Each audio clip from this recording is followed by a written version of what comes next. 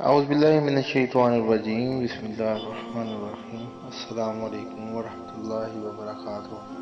جمرہ اولا کے پاس رسول اللہ صلی اللہ علیہ وآلہ وسلم کے سامنے ایک شخص نے آ کر عرض کیا، اللہ کے رسول، کون سا جہاد سب سے بہتر ہے؟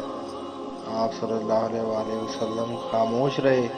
پھر جب آپ صلی اللہ علیہ وآلہ وسلم نے دوسرے جمرہ کی رمی کی تو اس نے پھر آپ سے یہی سوال کیا۔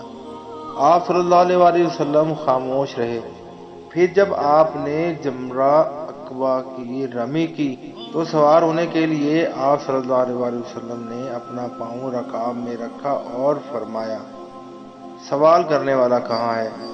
اس نے عرض کیا، میں حاضر ہوں اللہ کے رسول۔ آپ صلی اللہ علیہ وآلہ وسلم نے فرمایا، سب سے بہتر جہاد ظالم حکمران کے سامنے حق و انصاف کی بات کہنی ہے۔ سبحان اللہ۔